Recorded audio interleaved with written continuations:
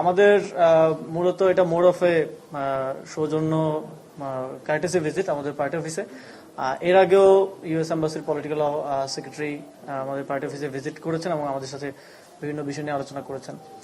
আজকে আমাদের বাংলাদেশের বর্তমান সাম্প্রতিক রাজনৈতিক পরিস্থিতি নিয়ে আলোচনা হয়েছে এবং আমাদের কিছু ইউএস এর সাথে বাংলাদেশের সম্পর্ক নিয়ে কিছু রিভিউ যেটা চলে আসছে, এই সম্পর্ক দীর্ঘদিনের রিভিউ হয়েছে এবং আমাদের যেই রিফর্ম ইনিশিয়েটিভ, যেটা আপনারা জানেন যে রিফর্ম নিয়ে এখন আমাদের দল সংসদে এবং সংসদের বাইরে আমরা কাজ করছি, যেই গণভোটে জনগণ যে রায় দিয়েছে সেটা বাস্তবায়নের জন্য, একটা বেটার ডেমোক্রেটিক কান্ট্রি হিসেবে একটা নতুন বাংলাদেশ বিনির্মাণের জন্য আমরা কাজ করছি।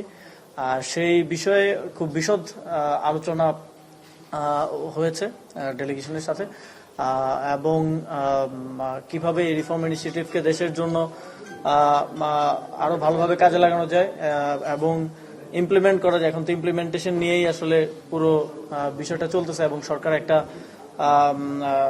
সংবিধান সংশোধন কমিটিও করেছে, যেখানে বিরোধী দল এবং আমরা অংশগ্রহণ করি নাই। তো সবকিছু মিলে এই বিষয়ে আলোচনা হয়েছে। এর বাইরে সবচেয়ে বেশি আলোচিত আপনারা জানেন যে ট্রেড এগ্রিমেন্ট, যেটা বাংলাদেশ ইউএসএ, সেটা নিয়েও কিছু আলোচনা হয়েছে এবং সর্বোপরি এনসিপির কার্যক্রমের বিষয়ে, এনসিপি কিভাবে বাংলাদেশের রাজনীতিকে সামনের দিকে দেখছে, এনসিপির কি লেন্সে গ্লোবাল পলিটিক্সকে দেখছে, ইউএসএর সাথে সম্পর্ককে কিভাবে দেখছে, এই বিষয়ে তারা জানতে চেয়েছেন এবং আমরাও তাদের ভিউ টুয়ার্ডস বাংলাদেশ কিরকম এই বিষয়ে কিছু ভিউজ আমরা এক্সচেঞ্জ করেছি। মোটামুটি এই বিষয়গুলো নিয়ে আলোচনা হয়েছে এবং উভয় পক্ষই সামনের দিনগুলোতে বাংলাদেশের প্রসপারিটির জন্য বাংলাদেশ এবং ইউএস এর সাথে ইউএস এর মধ্যে একটা বেটার ডিপ্লোম্যাটিক রিলেশনের বিষয় এবং বাংলাদেশকে বা আমাদের দিক থেকে বিশেষ করে বাংলাদেশকে কিভাবে এই সাউথ এশিয়ার একটা strong economic and strong country হিসেবে গড়ে তোলা যায়, এ বিষয়ে আমাদের মধ্যে বিস্তারিত আলাপ আলোচনা হয়েছে এবং আমরা সামনের দিনেও আমাদের আজকে যারা ডেলিগেশন আসলেন ইউএস এম্বাসি সহ আরো বিভিন্ন দেশের যারা বাংলাদেশ এম্বাসি আছেন এবং যে যারা বাংলাদেশের প্রসপারিটি, বাংলাদেশের সাথে গুড রিলেশন তৈরি করতে চান এবং আমরা তাদের সাথে আমাদের এই সম্পর্ক সামনের দিনে আরো কিভাবে ভালো করা যায়, আরো কিভাবে মোর ইন্টারেক্টিভ করা যায়, সেই বিষয়ে সামনের দিনে কাজ করে যাবো আর কি। আপনাদের কোনো প্রশ্ন থাকলে করতে পারেন। ট্রেড এগ্রিমেন্ট নিয়ে এগ্রিমেন্ট হওয়ার আগে আমাদের কোনো আলোচনা হয়নি এবং এটা এর আগে আমরা কয়েকবার এখানে প্রেস ব্রিফিং এ আমার মনে আছে আমি 2 বার অন্তত পরিষ্কার করেছি আমাদের আলোচনা হয় নাই এবং আমরা এই বিষয় নিয়ে অন্তর্বর্তী সরকারকেও এবং আমেরিকান এম্বাসিকেও তাদেরকেও বারবার আমরা পরবর্তীতে যখন এটা নিয়ে আলোচনা হয়েছে আমরা বলেছি যে ইউ শুড হ্যাভ আমাদের সাথে আলোচনা করাটা প্রয়োজন ছিল আর কি অ্যাজ এ স্টেক হোল্ডার। তো এটা আলোচনা হয় নাই এবং আজকে প্রথম হয়েছে এরকম নাই, এর আগে বিভিন্ন ইন্টারাকশনে ইনফরমালি আমাদের মধ্যে এই বিষয়টা নিয়ে হয়তো আলোচনা হয়েছে। হ্যাঁ, এবং তাদের পলিটিক্যাল সেক্রেটারি এসেছিলেন আমাদের অফিসে এর আগে, তখন আমাদের মিটিং হয়েছে এবং আমাদের মধ্যে আমরা এটা নিয়ে একটু পড়াশোনা করার চেষ্টা করেছি, নিজের একটু আন্ডারস্ট্যান্ডিং করার চেষ্টা করেছি যে কোনটা বাংলাদেশের জন্য ভালো খারাপ বিস্তারিত। আমরা দেখছি যে অনেকেই টিভিতে টকশোতে বিভিন্ন জায়গায় হয়তো না পড়ে না বুঝেই অনেক ধরনের কমেন্ট করতেছেন, অনেক ধরনের প্রোপাগান্ডা হচ্ছে, অনেক ধরনের এটা নিয়ে সত্য মিথ্যা অনেক কিছু মার্কেটে আছে। বাট আমরা একটু নিজেদের মধ্যে বোঝাপড়া করার চেষ্টা করেছি আর কি, নিজেরাও ওয়ার্কশপের মতো করেছি। নির্মাণে number 1 Shah cement, to better understand and আমরা যেই জায়গাগুলোতে মনে হয়েছে যে ক্লিয়ারেন্স দরকার আমরা তাদেরকে কোশ্চেনও করেছি অ্যান্ড তারা সেভাবে সেটার উত্তর দিয়েছে আর কি।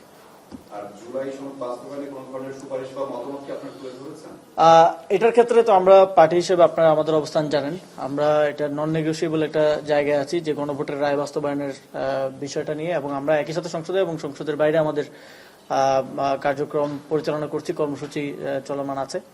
তো আমরা তাদেরকে জানিয়েছি যে এটার জন্য এই বিষয়টাকে তারা কিভাবে দেখেন এবং তারা জানিয়েছেন যে তারা এই রিফর্ম ইনিশিয়েটিভটাকে সাপোর্ট করেন, it should be done, but দেশের ইন্টারনালি কিভাবে হবে কি হবে পলিটিক্যাল পার্টি তারা এখানে কোনো পক্ষ নিতে আগ্রহী না as usual. But even trade এগ্রিমেন্টের ক্ষেত্রেও বা বেটার রিলেশনের ক্ষেত্রেও কিছু কিছু জায়গায় আপনারা জানেন যে ইউএস সহ বিভিন্ন দেশে বিভিন্ন ধরনের মতাদর্শ থাকে, বোঝাপড়া থাকে। তো রিফর্মের ক্ষেত্রে তারা স্ট্রংলি এটাকে সাপোর্ট করেন এবং তারা এটার জন্য সরকার দল জামাতে ইসলামী এবং সবার সাথেই তারা এক ধরনের নেগোসিয়েশন এবং কথাবার্তার মধ্যে আছেন আর কি, এবং আমরা এই জন্য সাপোর্ট চেয়েছি। প্রথমত আমি যখন সরকারের অংশ ছিলাম তারও আমি পদত্যাগ করার 2 মাস পরে চুক্তিটা হয়েছে। তো আমার ওই সরকারের দিক থেকে জানার তো আসলে সুযোগ নেই। এবং আমি যতদূর জানি যে ইভেন যখন আমরা এই বিষয়গুলো নিয়ে আলাপ করেছি যে স্টেক হোল্ডার হিসেবে আমাদের সাথে তো ডিসকাশন হওয়া উচিত ছিল, তখন আমরা সবার থেকেই একই ধরনের মানে যারা ডিসকাশনে ছিল একই ধরনের রেসপন্স পেয়েছি যে চুক্তি হওয়ার আগ পর্যন্ত তারা এটাকে নন ডিসক্লোজার রাখতে চেয়েছেন এবং অনেক স্টেক হোল্ডারের সাথেই হয়তো আলোচনা হয় নাই। এবং আমরা এটাকে ক্রিটিক্যালি আমরা পয়েন্ট আউট করেছি যে এনসিপির সাথে আলোচনা না করাটা এটা উচিত হয়নি, এনসিপি সাথে অবশ্যই কনসাল্ট করা উচিত ছিল। এবং সামনের দিকেও আমরা এটা জানিয়েছি স্টেক হোল্ডারদেরকে যারা ইনভলভ ছিলেন যে সামনের দিকেও এই ধরনের বড় ডিসিশনের ক্ষেত্রে অবশ্যই আলোচনা করা উচিত। এবং অনেকেই এটা পলিটিক্যাল ইন্টেনশন থেকে এনসিপি কে দায় দেওয়ার চেষ্টা করে যে এনসিপি করছে এনসিপি, বাট আমরা স্পষ্টভাবে বলছি, একটু আগে তারা মিটিং করে গেছেন, এখন তো আমরা মিডিয়ার সামনে মিথ্যা বলতে পারবো না, কারণ তারা গিয়ে তো দেখবেন যে আমরা মিডিয়ার সামনে কি বলছি, যে আমাদের সাথে আলোচনা হয় না এটা নিয়ে এর আগে। এবং আমার মনে হয় যে এই চুক্তি নিয়ে অনেক অ্যাওয়ারনেসের প্রয়োজন আছে আমাদের মধ্যে। এবং ইতিমধ্যে আমাদের সম্মানিত আহ্বায়ক তিনি বলেছেন যে সংসদে এই বিষয়টি নিয়ে আলোচনা হওয়া উচিত, awareness and pros and cons বোঝার জন্য। এবং সাধারণ মানুষকেও আরো আমি দেখছি যে সত্য মিথ্যা অনেক কিছু মিলিয়ে সোশ্যাল মিডিয়াতে টকশোতে বিভিন্ন ভাবে আসতেছে, অ্যাওয়ারনেস প্রয়োজন আর কি।